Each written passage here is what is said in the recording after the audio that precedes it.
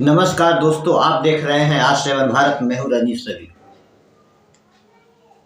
आज मैं भारत के लोकतंत्र के विषय में बात करूंगा। लोकतंत्र का मतलब होता है जनता जिसे वोट देकर के अपने कामों के लिए एक लीडर को चुनती है, एक नेता को चुनती है। लेकिन लोकतंत्र ही खतरे में पड़ जाए, यानी कि आप कभी वोट दें और आपकी वोट गिनती ही नहीं हो। आप वोट तो कभी कभी तो वोट आप दे देते हैं, लेकिन वोट की गिनती के बाद ही कोई गड़बड़ी कर दी जाए। अगर वोट की गिनती करने के लिए बैठा प्रिजाइडिंग ऑफिसर ही सत्ता के पक्ष में गिनती करने लगे तो आप इसे क्या कहेंगे? आप इसे लोकतंत्र का हनन कहेंगे। लोकतंत्र जो जनता के द्वारा जनता पर किया गया शासन है, उसे हम सभी लोकतंत्र का परिभाषित करते हैं। लेकिन लोकतंत्र में ही अगर प्रिजाइडिंग ऑफिसर जैसे पदाधिकारी अगर गिनती करने के लिए आते हैं और वहीं सत्ता के पक्ष में अगर आकर के गिनती करने लगे, सत्ता के पक्षधर हो जाए, इसमें लोकतंत्र का हनन होता है। मल्लिकार्जुन खड़गे जो कांग्रेस के अध्यक्ष हैं, उन्होंने क्यों कहा था कि 2024 के बाद चुनाव नहीं होंगे, 2024 का चुनाव आखिरी चुनाव होगा। पहले इनके बयानों को सुनिए, उसके बाद मैं आपको आगे की कहानी बताता हूँ। वो चलाएंगे, चुन के आएंगे, 200 लाएंगे, 300 लाएंगे, 400 लाएंगे, 500 लाएंगे। अगर हमारी सब 543 है तो उसको बढ़ा के फिर 600 भी बनाएंगे। तो ये संविधान की रक्षा करना, डेमोक्रेसी की रक्षा करना, इलेक्शन बार बार होना, चुनाव होना, इसकी जिम्मेदारी आपके ऊपर है। आप अगर चाहते हो तो डेमोक्रेसी बच सकती है। अगर आप नहीं चाहते हो, गुलाम रहना चाहते हो, तो फिर आपकी मर्जी। क्योंकि पहले तो गुलामगिरी करके आए ब्रिटिश के जमाने में। और ये SC ST OBC वालों को भी मैं ये कहना चाहता हूं, अरे हमारा देश तो गुलाम था, लेकिन आप लोग गुलामों के गुलाम थे।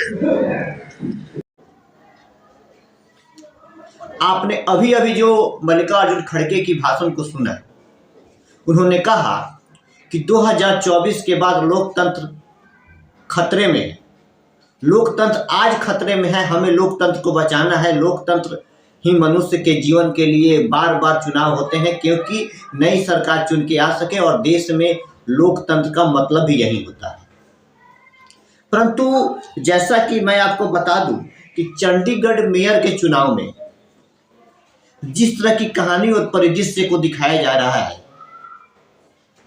पहले एक बैलेट बॉक्स को ऑन कैमरे के सामने दिखाया जा रहा है और कैमरे के सामने दिखा करके बताया जा रहा है पूरी की तरह खाली है, और उसके बाद वोट पर डाले जाते हैं। और वोट डालने की ये कहानी पहले आप देख लीजिए कि कैसे वोट डाले जाते हैं। उसके बाद इसमें छुपी हुई कहानी क्या है, इसके अंदर के पर्दे के पीछे की कहानी क्या है, इसके बाद मैं आपको बताऊंगा। पहले आप ये क्लिप देखिए और ये समझिए कि कैसे वोट डाले जा रहे हैं।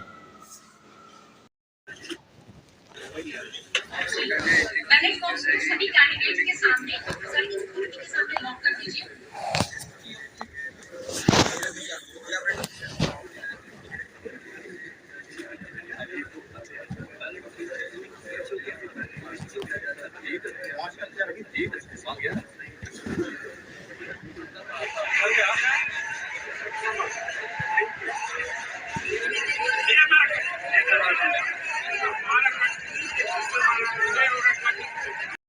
चंडीगढ़ मेयर का जो चुनाव हुआ, उसमें मैं आपको बता दूं, बीजेपी के पार्षद की संख्या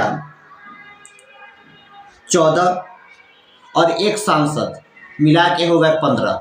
जो अकाली दल जैसा कि बताया जा रहा थी इस बार जो है बीजेपी के साथ नहीं थे, फिर भी मान लेते हैं उनका भी सदस्य जो है उनके साथ था, फिर भी उनका एक अकाली दल का हो गया टोटल 16, यानी कि बीजेपी के पक्ष में टोटल 16 वोट। जो बीजेपी के पार्षद थे वो तो बीजेपी के पक्ष में ही वोट देंगे, ऐसा तो आप सभी जानते हैं। लेकिन बता दूं, उस चंडीगढ़ मेयर के चुनाव में आम आदमी पार्टी के 13 पार्षद थे। उसको चूंकि कांग्रेस ने भी इसके समर्थन दे दिया था कि मेरे भी पार्षद जो है आपके पक्ष में ही वोट देंगे, तो वह हो जाते हैं 7, यानी कि टोटल की संख्या हो जाती है 20।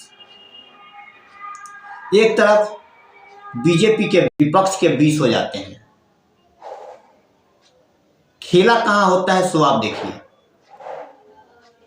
खेल वहां होता है जब प्रिजाइडिंग ऑफिसर स्टेज पर आते हैं, बैठते हैं और एक एक करके 8 पर्चियों को उठाते हैं, जैसा कि आपने वीडियो में स्वयं देखा, और 8 पर्चियों को अपने पेन से उस पर्ची पर कुछ लिखते हैं। हालांकि उस पर्ची पर लिखने का अधिकार किसी को नहीं होता है, फिर भी वह लिखते हैं और 8 पर्चियों पे लिख करके इस बात से कहकर छांट देते हैं इसमें कुछ एरर है, कुछ सिग्नेचर में गलती है, कुछ गलती है। ऐसे करते हुए 8 को छांट दिया जाता है, यानी कि 20 में से 8 चले गए, बचते हैं 12। अब लेकिन बीजेपी के एक भी पार्षद के पर यह चीज कुछ भी लिखा नहीं जाता। सिर्फ आम आदमी पार्टी और कांग्रेस के जो संयुक्त रूप से जो वोट हुआ था उसी पर ये लिखे जाते हैं।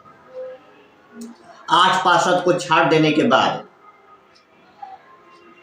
आपके बच जाते हैं 16, 12, और उसके बाद बीजेपी के बचते हैं 16, यानी कि बीजेपी के मेयर को जीत की घोषित की कर दी जाती है, ताकि वह बीजेपी के मेयर जो थे वह चुनाव जीत गए। इस सारा कैमरा के सामने होता है, कैमरे के सामने ये सब कुछ होता है, जैसा कि आप देख भी रहे हैं।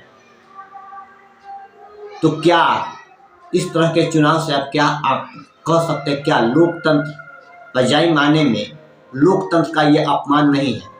ये लोकतंत्र है या राजतंत्र है, ये आप कमेंट के माध्यम से जरूर बताइएगा।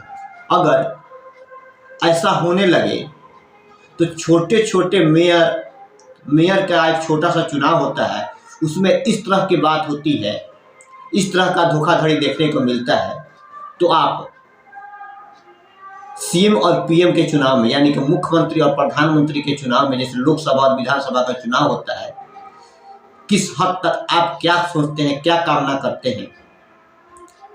क्या ऐसा उचित है? लोकतंत्र आज खतरे में है।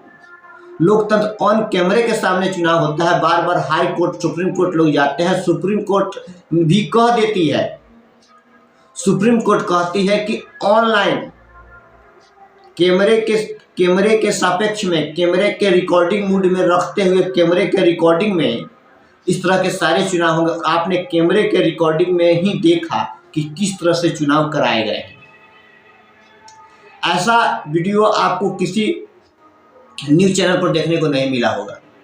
नेशनल न्यूज़ चैनल इस तरह का यह वीडियो आपको नहीं दिखाया होगा, जिस तरह से मैंने ये वीडियो दिखाया और आपको समझाने का मैं प्रयास कर रहा हूँ कि देखिए, सत्ता, मैं किसी का पक्षधर नहीं हूँ, मैं किसी पार्टी का पक्षधर नहीं हूँ, लेकिन जो चुनाव हो रहे हैं, चुनाव के इस नतीजों पर, चुनाव जैसे हुए हैं, जिस तरह से चुनाव कराए गए हैं, ये चंडीगढ़ के मेयर का, उस पर कहीं ना कहीं लोकतंत्र की आस्था को धक्का पहुंचता है और लोकतंत्र इस तरह के चुनाव से जरूर खतरे में है और हमें इस पर विचार करना होगा। आप अपना राय कमेंट के माध्यम से मुझे दे सकते हैं और कमेंट के माध्यम से आप जरूर दीजिएगा। आपकी राय का, आपके कमेंट का मुझे इंतजार रहेगा। नमस्कार।